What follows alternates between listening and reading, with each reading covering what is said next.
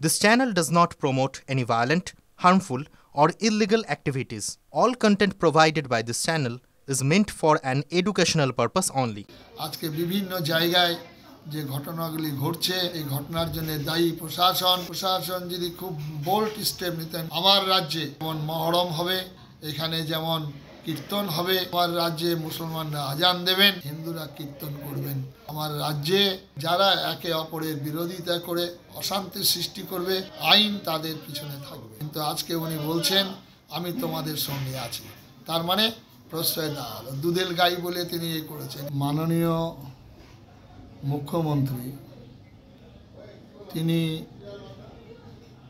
Red রোডে জুম্মার নামাজে উপস্থিত থেকে বিবেকানন্দ ঠাকুর রামকৃষ্ণের ধর্মের কথা বলেছেন। বিবেকানন্দ হিন্দু ধর্ম সম্পর্কে চিকাগো শহরে হিন্দু ধর্ম সেখানকার মাহাত্ম্য ঘোষণা করেছেন, শ্রেষ্ঠত্ব ঘোষণা করেছেন। সেখানে বলেছেন I am proud call myself Hindu, আমি নিজেকে হিন্দু বলতে গর্ব অনুভব করি। স্বামী বিবেকানন্দের বাণী এবং রচনা 60 সালের আগে পঞ্চম খণ্ড বইখানা খুলে দেখবেন। সত্যানন্দ দেবায়তনে স্বামী বিবেকানন্দের হিন্দু চেতনা বই, মৃগানন্দের ভূমিকা লেখা সম্পাদিত, সেই বইখানা খুলে ওনাকে পড়ার জন্য অনুরোধ করব।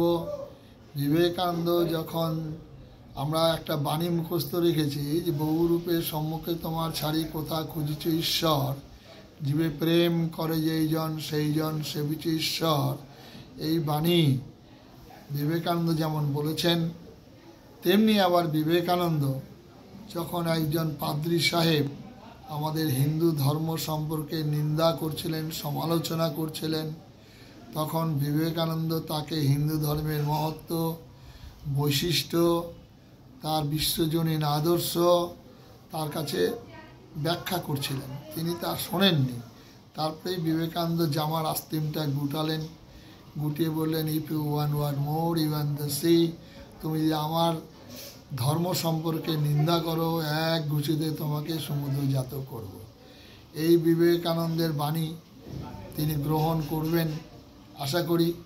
আবার পাশাপাশি যে জুম্মার নামাজে উপস্থিত হয়েছিলেন রেড রোডে, তাদেরকে সেই উপদেশটা দিক যে মালদাতে আজকে মোথাবাড়িতে যে ঘটনা, আজকে পশ্চিমবঙ্গে সর্বত্র যে ঘটনা ঘটছে, ইনার এই বাণীটা তাদের মধ্যে গিয়ে যদি বলেন, ইনার বাণীটা যদি ফিরাদ হাকিমকে বলেন, ইনার বাণীটা যদি হুমায়ুন কবিরকে বলেন, ইনার এই উপদেশটা যদি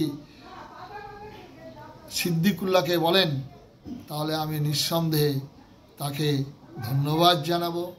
তথাপি পশ্চিমবঙ্গের আমরা কংগ্রেসের আমলে, বামফ্রন্টের আমলে যা দেখেছি, তাদের শাসন কঠোর শাসন ছিল, প্রশাসন নিরপেক্ষ ছিল। ইনার রাজত্বে, ইনার শাসনের অভাবে, সিদ্ধান্তের অভাবে আজকে আমাদের মধ্যে যে পশ্চিমবঙ্গে আমরা পাশাপাশি থাকতাম, আমরা বড় ভাই ছোট ভাই বলে থাকতাম, আমরা সত্যপীরের সিন্নি আমরা খেয়েছি, আমরা চাচাকে চাচি বলেছি, চাচা বলেছি, সম্বোধন করেছি। কিন্তু আজকে আমাদের মধ্যে বিভাজন এনেছেন ইনি। এই বিভাজনে গ্রামে গঞ্জে শহরে সর্বত্র আজকে একটা ভেদ সৃষ্টি হয়েছে। আজকে বিভিন্ন জায়গায় যে ঘটনাগুলি ঘটছে এই ঘটনার জন্য দায়ী প্রশাসন যদি খুব বোল্ড স্টেপ নিতেন, কড়াভাবে বলতেন আমার রাজ্যে এখানে যেমন মহরম হবে, আমার রাজ্যে এখানে যেমন কীর্তন হবে, আমার রাজ্যে মুসলমানরা আজান দেবেন, হিন্দুরা কীর্তন করবেন। আমার রাজ্যে যারা একে অপরের বিরোধিতা করে অশান্তি সৃষ্টি করবে, আইন তাদের পিছনে থাকবে। কিন্তু আজকে উনি বলছেন আমি তোমাদের সঙ্গে আছি, তার মানে প্রশ্রয় দেওয়া হলো। দুধের গাই বলে তিনি এই করেছেন, ইমাম ভাতা দিয়ে আমাদের মধ্যে বিভাজন করেছেন।